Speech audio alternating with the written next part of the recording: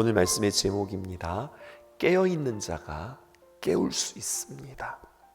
깨어있는 자가 깨울 수 있습니다 라고 하는 제목 가지고 여러분들과 함께 귀한 말씀 나누고 싶어요. 사도행전 20장 17절부터 시작해서 38절까지는 그 유명한 사도 바울의 마지막 밀레도에서 장로들을 향한 권면이라 할 수 있겠습니다. 어제도 여러분들에게 말씀드렸지만 떠나는 자가 무언가 말할 수 있다는 게 있다는 것, 할 말이 있다는 것, 그것은 얼마나 귀중할까요? 그런데 그 할 말이 그냥 내 생각, 내 경험을 말하는 것이 아니라 하나님의 귀한 말을 권할 수 있다는 것이 얼마나 귀할까요? 그의 권면은 세 부분으로 나뉘게 되어집니다. 17절부터 시작해서 21절까지는 사도 바울이 어떻게 에베소에서 사역을 감당해 왔는가, 그 에베소의 사역의 회상이 있고요. 그 다음에 띄워주실까요? 22절부터 시작해서 27절까지는 장차받을 고난에 대하여서 그가 각오하는 내용이, 그리고 28절부터 시작해서 38절까지는 장로들에 대한 구체적인 마지막 권면들이 기록되어져 있습니다. 18절부터 볼게요. 이렇게 기록되어져 있습니다. 교회 장로들을 청하였는데 18절에 보니까 그들이 왔어요. 오매 그들에게 말하되 아시아에서 들어온 첫날부터 지금까지 내가 항상 여러분들 가운데 어떻게 행하였는지 여러분들도 아는 바니, 그렇게 이야기해요. 사도 바울은 공인이었습니다. 또 그는 목회자였고 많은 신앙인들의 모델이 되었어요. 그러니까 그의 삶이 얼마나 절제하고 얼마나 조심스러웠던 삶인가, 이것을 볼 수 있죠. 내가 여러분들 가운데에서 어떻게 행하였는지, 내가 어떻게 살았는지 여러분들이 압니다. 여러분, 이것이 리더의, 사명자의, 사역자의 모습입니다. 나의 삶을 여러분들이 너무나도 잘 알고 있습니다. 이런 거죠. 이것은 비단 사역자들 뿐만 아니라 여러분들의 삶 가운데서도 마찬가지입니다. 여러분들의 삶이 그 누군가에게 이정표가 되어진다는 거예요. 여러분들이 걸어가는 그 걸음을 그 누군가는 바라보고 그 걸음대로 걸어오고 있다고 하는 사실입니다. 그러므로 우리는 많은 이들에게 신앙의 모델이 되어지기 위하여서 내 자신을 끊임없이 세우고 내 자신을 얼마나 조심해야 되는가 생각해 볼 필요가 있어요. 그는 어떻게 귀한 사역들을 감당했는가? 오늘 표현해 보니까 이런 표현이 있습니다. 사도 바울의 사역을 대하는 태도인데요, 19절에 보니까 곧 모든 겸손과 눈물로 유대인의 간계로 말미암아 당한 시험을 참고 그리고 주를 섬겼다, 이렇게 표현하고 있습니다. 사도 바울의 사역을 대하는 태도 두 가지가 있어요. 그건 바로 무엇인가? 겸손과 눈물이에요. 겸손이라는 말은 알겠는데 이게 눈물이 무엇을 의미하는 걸까요? 언제나 여러분, 눈물에는요 그 의미가 있는 거거든요. 눈물은 사랑하기 때문에 안타깝게 흘리는 눈물일 수도 있고요, 사랑하기 때문에 기뻐서 흘리는 눈물도 있고요.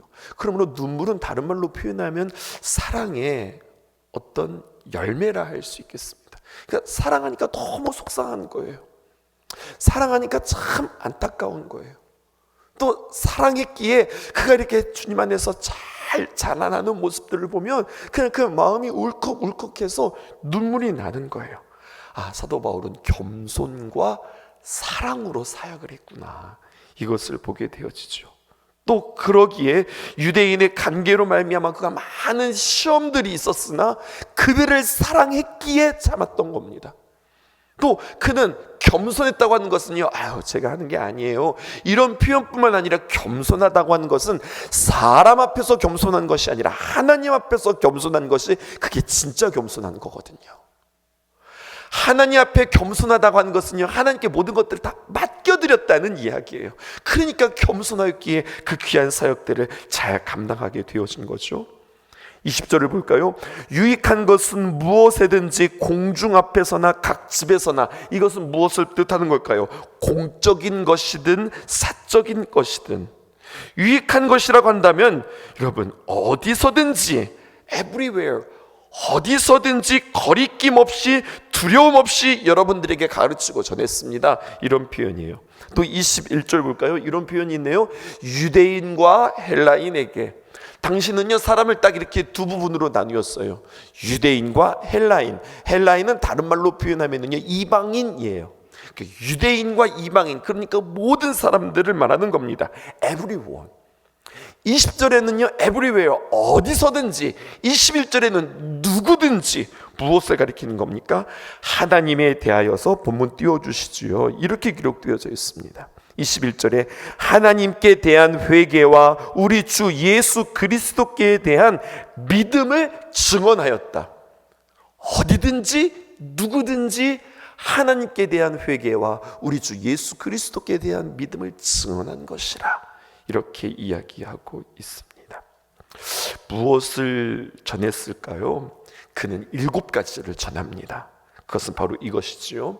하나님께 대한 회개와 우리 주 예수 그리스도께 대한 믿음을 7가지로 표현할 수 있는데요. 첫 번째, 여러분 이 항목은 잘 기억하셔야 되겠습니다. 7가지인데, 첫 번째, 하나님은 누구신지.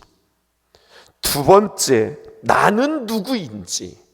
그리고 세 번째, 나를 위하여 예수께서 무엇을 행하셨는지. 그리고 십자가의 복음 앞에 나는 어떻게 회개하고 구원을 얻었는지. 그리고 성령님이 각 사람에게 어떻게 행하시는지. 그리고 그들이 어떻게 귀한 공동체를 세워가는지. 그리고 주 안에서 어떤 소망을 품어야 하는지. 이것은 조직신학의 7가지의 항목이기도 해요. 하나님은 누구신가? 신론. 나는 누구인가? 인간론. 예수님은 누구신가? 기독론. 나는 어떻게 구원을 받았는가? 구원론. 성령님은 누구신가? 성령론. 공동체를 어떻게 세워가는가? 교회론. 그리고 우리의 소망, 우리는 천국에 대한 소망, 바로 종말론. 이 7가지 다여서 사도 바울은 끊임없이 이것의 증인이 되었다는 겁니다. 여러분 마찬가지예요. 우리가 전해야 하는 것, 또 우리가 정리해야 할 것, 그것은 세상의 정보, 세상의 철학, 또 나의 인생의 경험이 아닙니다. 깨달으면 좋고 아니면 그만두고가 아니라 반드시 주저함 없이 우리는 증인으로 살아가야 되는 거예요. 복음을 전해야 하는 겁니다.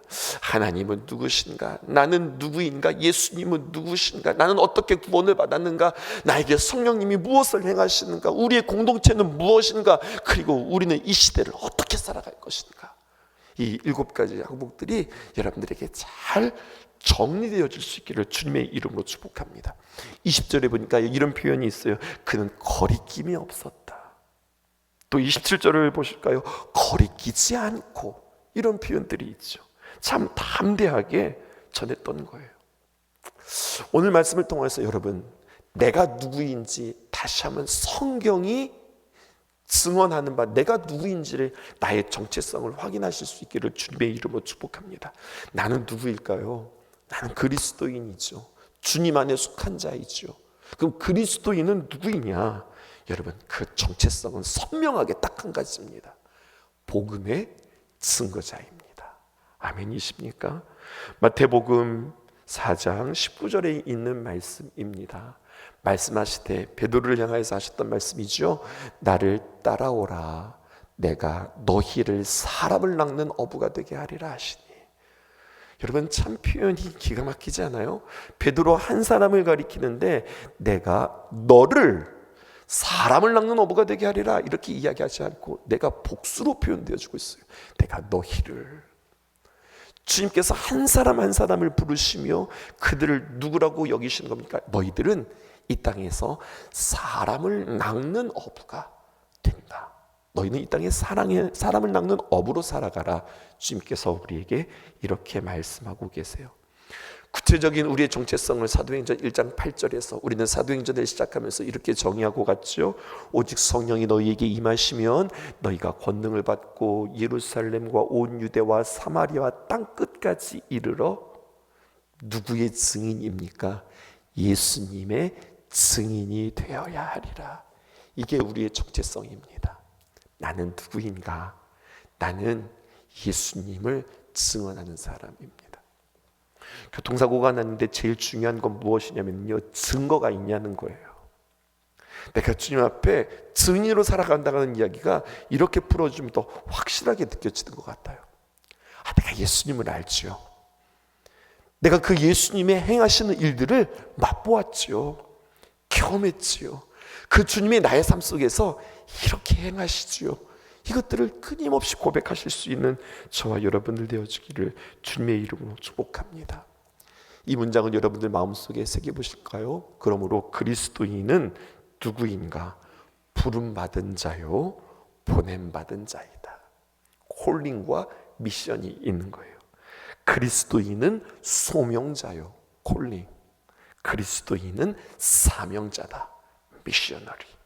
우리는 주님 앞에 부르심을 받고 그리고 보냄을 받은 자다. 우리는 그리스도인들은 소명자요, 사명자다. 이것을 기억하시기를 주님의 이름으로 축복합니다. 22절에서 23절에 보니까 이렇게 표현되어 있습니다. 보라, 이제 나는 성령에 매여 예루살렘으로 가는데 거기서 무슨 일을 당할는지 알지 못하노라. 오직 성령이 각 성에서 내게 증언하여 결박과 환난이 나를 기다린다 하시나. 사도 바울은요, 자신의 앞길, 자신의 미래를 알지 못했습니다. 그런데 그는 고백하는 거예요. 나는 나의 앞길을 알지 못하지만 나의 미래를 아시는 분이 계시는데 그분은 오직 한 분, 예수 그리스도다라는 거예요. 여러분, 우리가 믿는다고 할 때는 믿음의 내용이 있는 거잖아요. 그 믿음의 본질이 무엇일까요? 여러분, 이렇게 고백하셨으면 좋겠어요.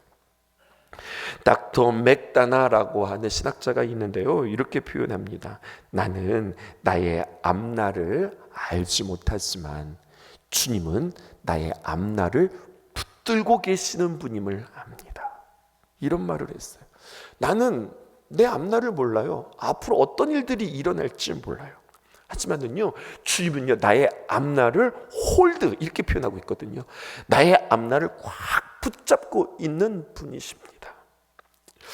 여러분, 우리가 앞날을 다 알 수도 없고 여러분 다 알 필요도 없습니다. 근데 반드시 우리가 알아야 될 것이 있습니다. 그것은 바로 무엇이냐면 내 앞날을 붙들고 계시는 주님을 아는 것이요, 이것이 우리의 믿음의 내용입니다. 그리고 여러분, 이 믿음이 있을 때 우리가 담대함의 근거가 있는 겁니다. 성령이 우리에게 말씀하세요. 나는 잘 모르죠. 나의 앞날을 알지 못합니다. 그러나 분명한 사실은 내가 주님 안에 있는데 그 주님은 나의 미래를 붙들고 계시는 분이라는 거예요. 그렇기 때문에 내가 다 알 필요도 없습니다. 내가 알아야 할 것은 주님이 나의 미래를 주장하고 계신다, 꽉 붙들고 계신다, 이것을 아는 겁니다. 미래를 주관하시고 붙드신다. 그 미래를 주관하시고 붙드시는 주님께서 나를 주관하시고 나를 붙드신다. 이것이 우리에게 믿음의 근거요, 또 담대함의 근거가 되어진다는 거죠. 사도 바울이 이 믿음의 근거가 있었습니다. 24절 유명한 말씀입니다. 이거 우리 함께 한번 읽어보십시다. 시작. 내가 달려갈 길과 주 예수께 받은 사명 곧 하나님의 은혜의 복음을 증언하는 일을 마치려 하면은 나의 생명조차 조금도 귀한 것으로 여기지 아니하노라. 그러니까 여러분, 나의 생명조차 조금도 귀한 것으로 여기지 아니하노라 라고 하는 말을 통하여서 우리에게 중요한 것은 생명이 아니라 사명이라고 하는 사실을 기억하시기 바랍니다. 나에게 중요한 것은 생명이 아니구나, 나에게 중요한 것은 사명이구나. 여러분, 우리에게 오늘 24절 말씀을 계속 띄워주세요. 이렇게 표현되어져 있어요. 우리에게는 달려갈 길이 있다는 겁니다. 사도 바울이 뭐라고 표현하냐면 달려갈 길이라고 표현해요. 달려간다고 하는 이야기는 분명 걸어가는 건 아니잖아요. 여러분, 어떻게 달려가십니까? 달려갈 때는요, 우리가 힘을 써야 돼요. 달려갈 때는요, 우리가 열심을 내야 돼요. 그런데 중요한 것은 성경은 우리에게 오늘 이렇게 질문하고 있는 거예요. 우리의 인생 열심히 달려가고 있는데 말입니다. 나는 무엇을 위하여서 열심히 달려가고 있는가? 가치 있는 것, 영원한 것을 알고 그것을 알고 열심히 내가 달려가고 있는가? 그럼 그 사람은 행복한 사람이라는 거예요. 예수님을 믿는 사람은요, 나의 행복을 추구하는 사람들이 아니라 하나님의 행복을 추구하는 사람이에요. 하나님의 행복을 추구하다 보니 어느새 나도 행복해지는 거예요. 나의 행복을 위하여서 하나님을 추구하는 것이 아니라 하나님의 행복을 위하여서 나를 기꺼이 주님께 드리는 겁니다. 예수님께 받은 사명이 무엇일까요? 사도 바울은 설명했습니다. 하나님의 은혜의 복음을 증언하는 일, 앞에서 이야기했던 그 7가지를 증언하는 일, 이것이 나의 사명이라고 생각했어요. 그리고 오늘 성경에 보니까 이렇게 표현되어 있습니다. 증언하는 일을 마치려 하면은, 이게 조금 우리에게 와닿지 않아요. 그래서 여러분들에게 쉬운 성경으로 이 본문을 다시 한번 읽어드릴게요. 나는 내 목숨을 아깝게 생각하지 않습니다. 예수님께로부터 받은 사명, 곧 사람들에게 하나님의 은혜의 복음을 전하는 일을 다 마칠 수 있다면 말입니다. 그러면 나는 내 목숨을 아깝게 여기지 않습니다. 이렇게 표현하는 거예요. 디모데전서 4장 7절에 보니까 거기에도요, 달려간다는 표현을 이렇게 하고 있습니다. 나는 선한 싸움을 싸우고 나의 달려갈 길을 마치고 믿음을 지켰으니, 이렇게 표현하죠. 앞에서 이야기했습니다. 달려간다는 것은 무엇일까요? 열심을 내고 힘을 내는 거예요. 근데 열심을 내고 힘을 내는 게 중요하지 않다고 그랬죠. 무엇을 위하여서 나는 열심을 내는가? 내가 무엇을 향하여서 내가 힘을 다하는가? 이게 중요하다고 그랬어요. 그런데 오늘 성경에 보니까 이렇게 표현합니다. 오늘 본문에 보니 나는 주님 앞에 귀한 것들을 다 내려놓고 달려갈 길을 마치고 믿음을 지켰다고 하는 이 표현에 대해서 오늘 본문 24절을 다시 한번 띄워주시죠. 이렇게 이야기합니다. 모든 일에 절제를 하고, 그리고 모든 것에 내가 다 내려놓고, 심지어는 나의 생명조차 조금도 귀한 것으로 여기지 아니하노라, 이렇게 말하고 있어요. 나는 무엇을 귀하게 여기든가, 사도 바울은 나의 생명조차 조금도 귀한 것으로 여기지 아니하노라라고 하는 말은요, 다시 말하면 이렇게 표현할 수 있어요. 내가 귀하게 여기는 그 무언가를 더 내려놓지 않으면 우리의 달리기는 성공적이지 못하다는 이야기예요. 그러므로 모든 일에 절제, 모든 일을 내려놓고 최대한 가볍게 하고 달리는 거예요. 무거운 거를 들고 달릴 수 없고요. 여러분, 무거운 옷을 입고 달릴 수 없습니다. 달리기 하는 사람이 가을에 입는 그 바바리 롱코트를 입고서 달린다고 생각해 보세요. 이게 얼마나 불편할까요? 100m 달리기를 하는 선수들은요, 그 선수의 그 기량뿐만 아니라 그에게 나라는 과학을 입힌다고 합니다. 참 멋있는 말 아니에요? 선수의 기량뿐만 아니라 그에게 과학을 입힌다. 이게 이런 말입니다. 최경량 운동화 뿐만 아니라 최경량 운동복, 심지어는요, 달리기 선수들은요, 이 100m 단거리 선수들은요, 속옷조차도 입지 않는다고 그래요. 여러분, 그렇게 가장 가볍게, 심지어 그 옷의 그 가격도 엄청난 가격을 투자하면서 그렇게 옷을 입힌다고 하는데, 사도 바울이 지금 달려갈 길을 이야기하고 있잖아요. 나는 달려가는데 가볍게 하고 달려가는가, 아니 모든 것들을 다 짊어지고 모든 것들을 다 들고 그렇게 달려가는가 생각해 볼 필요가 있어요. 이런 글을 읽은 적이 있습니다. 삼류 작가와 인류 작가의 차이점을 아십니까? 라고 하는 거죠. 작가면 이게 글을 쓰는 사람인데요, 삼류 작가는 어떤 작가냐, 이런 거래요. 자기에게 무엇인가 좋은 생각이 떠오르고, 자기에게 좋은 인사이트가 있고, 좋은 정보가 있으면 어떻게든지 자기의 글에 그것들을 다 때려 넣으려고 애쓴다는 거예요. 결국 나는 이만큼 안다, 이것을 자랑하려고 한다는 거죠. 근데 그건 삼류 작가라는 거예요. 인류 작가는 어떤가? 자신의 글에 무엇을 넣을까를 고민하는 것이 아니라 나의 글에 무엇을 덜어낼까를 생각한다는 겁니다. 나의 글에서 무엇을 뺄까? 그러니까 잘 빼는 사람은 인류작가요, 또 무엇이든지 꾸역꾸역 넣는 사람은 삼류작가라 할 수 있겠습니다. 여러분, 이거 작가의 이야기뿐일까요? 우리의 인생은 어떨까요? 저는 사역자인데 저의 사역은 어떨까요? 무언가는 열심히 하고 무언가는 많이 하는데 이것도 하고 저것도 하고 분주한데 무엇에 집중하는지 집중하는 그 무언가가 없는 거예요. 그냥 뭔가가 흐린 거예요. 누군가 물어보는 거예요. 당신의 정체성이 뭡니까? 당신 뭐 하는 사람이에요? 당신은 무엇에 집중하는 사람이에요?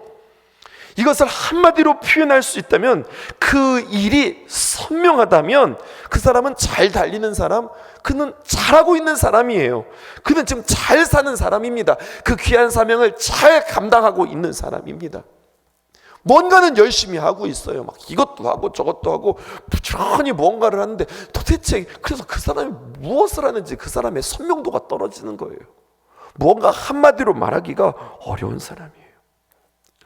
무언가를 채우는 일에 혈안이 되어져 있고 채우지 않으면 안 되는 사람들, 욕심껏 무언가를 채우는 사람이 아니라 끊임없이 가치 있는 것, 본질, 그것도 나에게서 생겨난 것이 아니라 하나님께서 선명하게 나에게 주셨던 그것을 딱 붙잡고 계속해서 비워내고 덜어내고 절제하고 잘라내는 우리들의 모습이 되어줄 수 있기를 주님의 이름으로 축복합니다. 28절 마지막으로 함께 읽어보실까요? 이렇게 기록되어 있습니다. 여러분은 자기를 위하여 또는 온 양떼를 위하여 뭐라고 합니까? 삼가라. 삼가라. 삼가라라고 하는 말은요, 여러 가지 많은 의미들이 있습니다.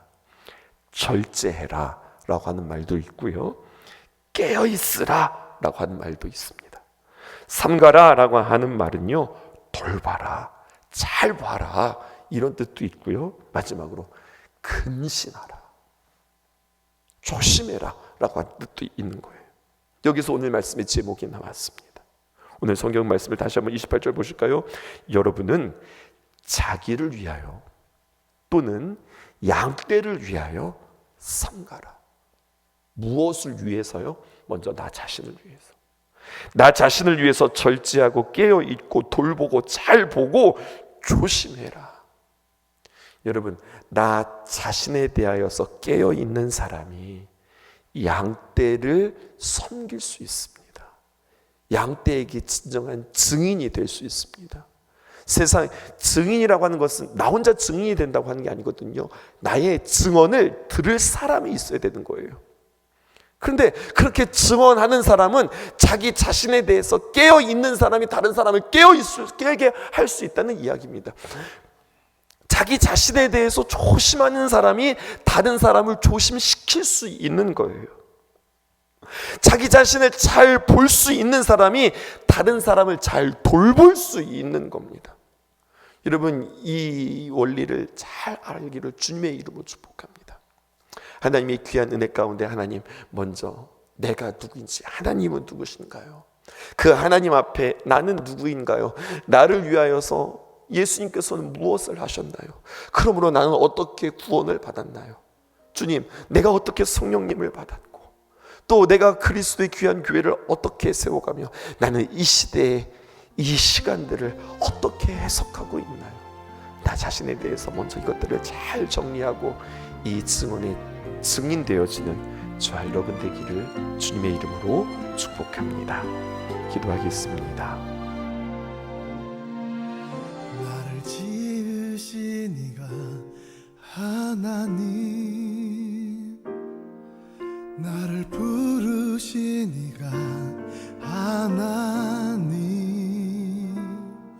나를 보내신 이도 하나님, 나의 나 된 것은 다 하나님 은혜라. 나의 달려갈 길 다 가도록, 나의 마지막 올 다하도록 나로 그 십자가 품게 하시니 나의 나 된 것은 다 하나님 은혜라. 한량없는 은혜, 갚을 길 없는 은혜,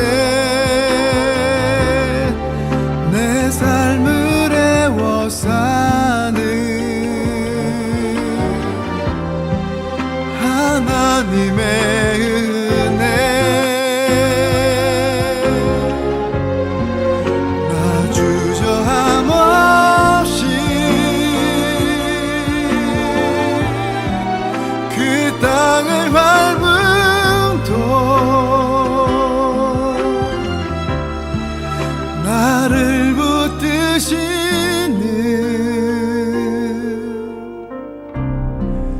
하나님의 은혜